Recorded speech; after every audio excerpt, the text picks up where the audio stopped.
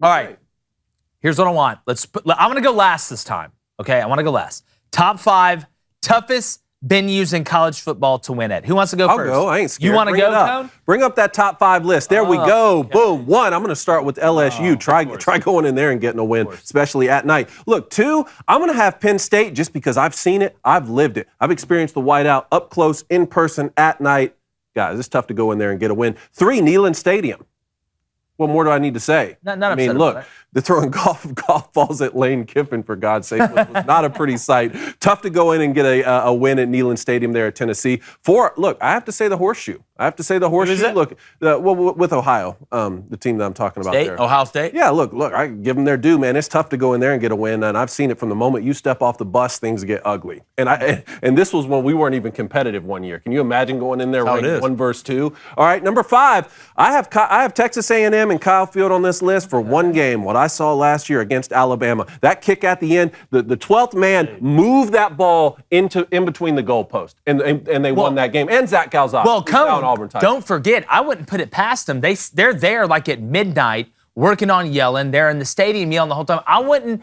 If they took the scientists at Texas A&M and got together and said, listen, we need to be good enough when that ball comes off the foot, if we feel like it's going left, we need the left side of the stadium, the way the kicker's looking at it, to go absolutely ballistic. And if you go look, that's what happened. Either that or there's a legitimate warlock that is a Texas A&M fan that used whatever Accio, whatever, to get that ball to go back through the goal. Yeah, so I have to give Texas A&M credit. Very tough place to win. Bad list. You got to start winning the big ones, though. Yeah. Now, one thing I will say, we were talking about this top 5 list because this got a lot of traction on Twitter, was someone asking about the Big House at Michigan not being a top 10 most intimidating place, and they were getting my thoughts on it. And I was like, that list was top 10. And I said, I don't see any problems with this because when Michigan Stadium was built, it was built like Yale's Ivy League Stadium. It's a bowl to accommodate the most amount of people possible, which is why the Big House is the largest stadium in the country, but that keeps it from going vertical, so it's not the loudest place to play. Whereas you go to some of these SEC schools that are tiered instead of bowl-shaped, like in LSU or like Neyland Stadium, the sound gets trapped in there. You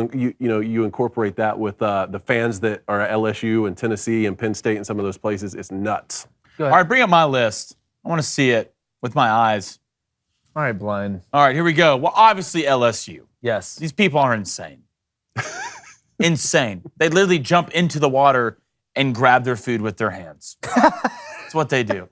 Especially a night game, good luck, you're not winning. 2, Penn State. Okay. Whiteout, I'm telling you. That stuff was, as an Auburn fan, I love seeing that. That was crazy. That was awesome. Great environment. Tennessee. Also, insane. So many people you can fit in there, and they're now starting to get good, starting to get better. Josh Heupel, quick, everybody get lined up. They're starting to feel a little bit of success, all right? And Auburn, this is not a homer pick for me, okay? There's some witchcraft, some voodoo magic, some Hermione Mudblood stuff going around in Auburn that no one can figure out. I don't know if it was buried on a cemetery or maybe like 400 years ago, there's a fight of wizards. It's the Bermuda Triangle. I don't know. Just weird stuff happens in this place. And I want everybody to remember this, all right? Auburn started that swag surfing stuff. Auburn started it, okay? We invented everything. Auburn started, maybe, but Auburn started it. Don't at me because I won't respond. I might, but don't at me. All right, 5, Georgia. Georgia doesn't get a lot of respect when it comes to this. Go to a Georgia game and tell me you're not questioning a lot of things about your life when you leave. I mean, I'd said about this on a TikTok. Yeah. These people are 60 years old, painted, shoulder pads with spikes on them. Like, they don't care. They're loud the whole game, and I believe in Georgia. Didn't have Texas A&M on there because Texas A&M, the whole process of that just freaks me out. Well, I appreciate your honesty. Just freaks me out. Okay, my list. Permission to tell a really quick story and why it's number 1. Please. Here's why LSU, one of the many reasons why LSU is the toughest place to play. Number 1, let's go and be honest. They caused an earthquake. It's so loud. True. That they caused a phenomenon, a absolute nature phenomenon caused an earthquake. They did it. Number 2, any fan base that can start to drink liquor at 7 in the morning and they can somehow function at 8 at night, I am totally putting you at the top of the list. But here's the story. I'll never forget I went down to an LSU game when I was a wee lad. Okay, walking around with a buddy of mine. I was Auburn and LSU, had an Auburn shirt on. And typically, at Auburn, everybody's nice in the tailgate. You want food, here it is. Welcome here, hope you enjoyed. Here's some good places to go. I walk up to a tailgate because this guy has this huge pot and he's just stirring it. It smells so good. He had tons of stuff in there. So I walk up to him in my Auburn shirt. My buddy's was LSU fan, had LSU shirt on. Then we had another buddy that had an Auburn shirt on. And I looked, man, I said, man, what do you got in there? And he's like, why? Do y'all want some? I was like, yeah, for sure. I was like, what's in there? He goes, I got some duck sausage. You want some of it? I was like, yeah, man, I would love that. He's like, well, why don't you Auburn boys duck down here and get it then? Grown man to an 11-year-old. Why don't you boys duck down? I was 11 years old. And he said it. And at that point, was I mad? No. Was I embarrassed? Heck no. But I knew at that point they cared more than anybody. Because if you have 3-year-olds that are flicking people off that are coming in, probably been drinking the whole time they were there. But it's just an absolute crazy environment. Death Valley is an unbelievable place to play. And those Cajuns, y'all know, baby, we got love for y'all on the show. There ain't no party like a Cajun party down in Death Valley at night. That place is rocking, literally shook the earth. Number 2, Kyle Field, okay? You've got everybody that's a Texas A&M fan goes to every game.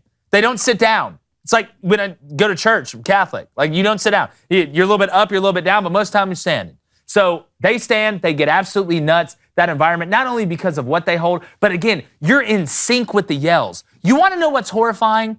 If I'm driving down the interstate, my car breaks down, and all of a sudden a bunch of, people come out of the woods together, like a big group of people, that's scary enough. But when they come out of the woods together and they're all singing songs in unison, and you got guys that are like doing like the hip things and overalls, that scares me to death.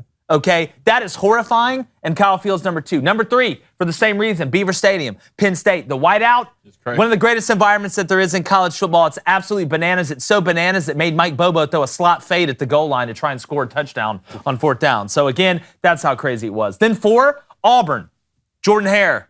Only Alabama's kryptonite, man. Alabama's kryptonite.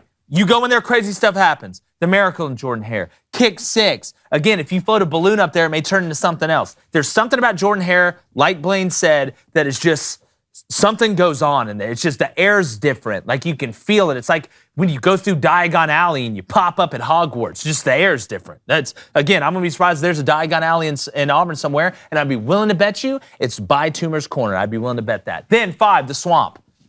Let's be realistic, guys. I know Florida hasn't been outstanding here lately, and a lot of people are sleeping on Billy Napier. But I'm telling you right now, the Swamp, when that place is cooking, it is absolutely nuts. Ben Hill Griffin Stadium gets as loud as any stadium there is. And the way it's set up kind of keeps air in, a little bit like Autzen Stadium, the way Oregon does, but it's way more people, or keeps sounding, excuse me. So I'll take Florida at number 5. I feel good about my list, fellas.